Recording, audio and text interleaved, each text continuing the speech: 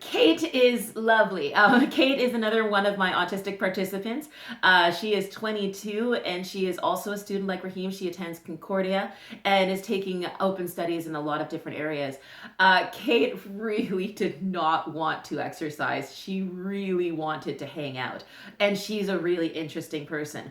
And so I enjoyed doing that very much. But I had to, of course, make sure that I was doing my job and fulfilling my role as her trainer. So I had to get pretty creative with Kate because she got pretty creative with me when it came to steering us off course and back towards the couch.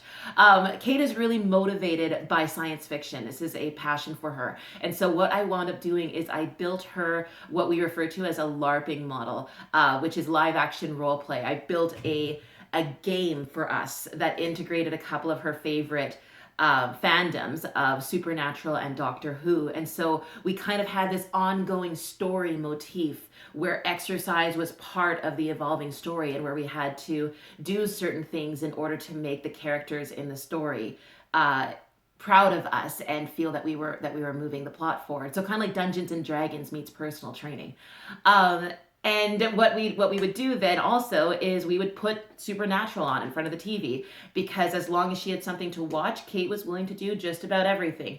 And you know what? It was awesome because when you immerse yourself in somebody else's interests, it's really easy for you to build a strong relationship. Kate and I have come out of this as really good friends. I will be continuing to train her after the practicum, and more importantly, she is starting to actually really enjoy doing exercise and would text me and tell me, "Hey, I went on the treadmill today for half an hour." And this kind of evolution in her understanding that movement is a celebration, which is hard because Kate has a really complex body profile, scoliosis with some serious hip issues, an anterior pelvic twist that makes her legs hurt really badly. And so we did a lot of corrective exercise, foundational work with her, and I taught her how to stretch and use stability balls and bands and get into those muscles that have been underactive to try to reinforce them and relax the overactive muscles a little bit. So the biggest win for me when it comes to Kate is that the quality of life has improved because her pain management is so much better, right? When I was talking to her mom cried, and it was just this awesome moment of seeing someone's life really directly improved because of the work we were doing.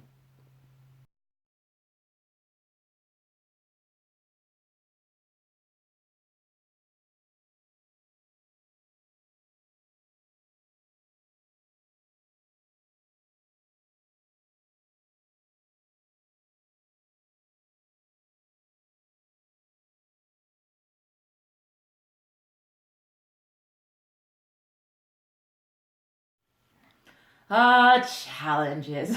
You will see on my preceptor report that the one comment that Lauren made. Lauren was my supervisor over at Autism Edmonton. She's the program manager. The comment that she made was that sometimes I get a little overeager and take on too much, and I think it's cute that she put it that subtly. But what was I thinking? Like, this is an enormous project, and I knew that at the time. I knew that at best we would be scratching the surface. But what I was hoping for is that we would get the wheels turning. The barriers I ran into were exactly as I predicted. Autism families have really chaotic, difficult, very, very complex scheduling needs between therapeutic appointments and between trying to manage different needs that emerge on a daily basis. Every single one of my caregiver clients canceled on me at least 4 times, which doesn't sound like a lot, but there were 4 of them, and that's 16 cancellations in a period of 9 weeks. And as a full time student and full time worker myself, boy, that made things very complicated. That being said, because of the nature of the project, finding a way to schedule around that really became important to me. And I was able to make up all of those appointments. And I feel that the cost to my mental health may not have been that great, and definitely my physical health.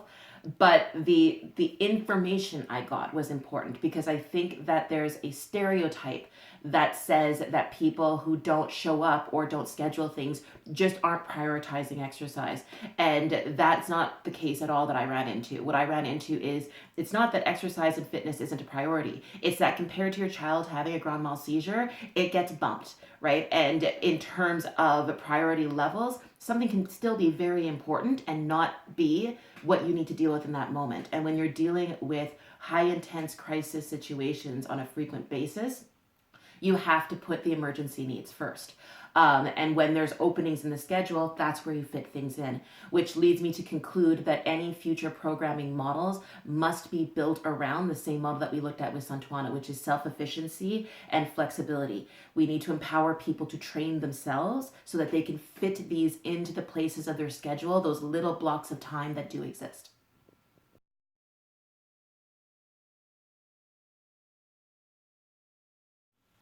So were we successful? I think that I can safely say yes.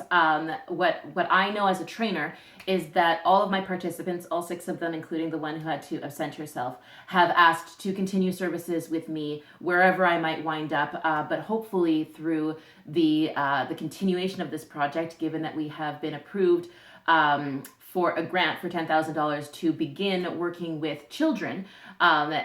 And are hoping to have mirror grants to work with adults and with caregivers as well. So hopefully this little tiny dream project of mine is actually going to turn into something meaningful and valuable for the Edmonton community.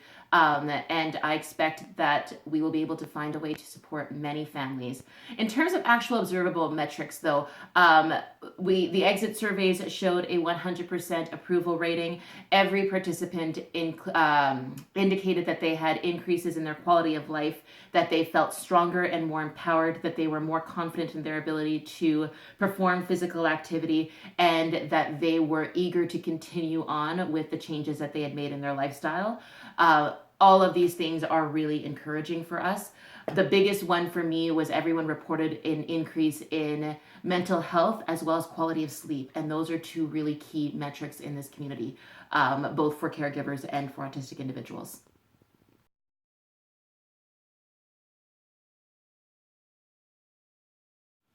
Okay, so the reading of the professional performance.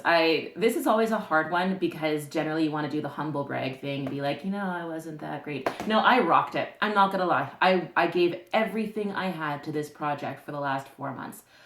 Blood, sweat, and tears. My husband and I think that I put in probably in the neighborhood of 140 hours, which is twice what the hours expected were, because what I logged were specific only to clients and didn't include anything on research or anything in terms of actual program designing, anything in terms of calls to the community, building the facility PowerPoint program that I will be able to take to facilities to help them build inclusion policies, right? Just so much really good, positive work. Communication is actually, that was a pretty good strength for me because we know our own, and amazingly enough, people who live this life are able to speak to others who live this life relatively easily. I got along very well with the clients and had very little issues with that. In terms of information gathering, probably my weak point. I need to develop better systems for storing my information instead of just using kind of books and stuff and writing things down and taking a week to put them into the computer and log them. Definitely something I'm going to think through in terms of files management. Demonstrations, I'm coming along. I can pick up and cue like the best of them and find what I need to find in my participants. I'm still a little bit shy about making sure that I know what I'm doing when I show it to them. But the good thing is whatever I'm doing is translating for the most part to them doing the exercise right, which is good. Punctuality and availability. Well, availability, I nailed. I was very, very available and very flexible to their schedule. Punctuality, I've got to work on. And it was tough because mobile training is really challenging. People were all over the place, lots of travel time, unpredictable things in terms of road conditions. So if I were to take on mobile training again, I would want to really factor in that time commitment and the cost commitment, as well as any contingencies for when things go badly. And finally, my knowledge. I really worked hard in the last couple of years. I have gained a lot of knowledge. I have so much to learn. And this has, again, scratched the surface of all the good things that are coming in terms of that learning and growth. But as far as things go as a graduating student, I can say I feel really confident that I know what I'm doing and I'm ready to take on more clients and hopefully change the world. So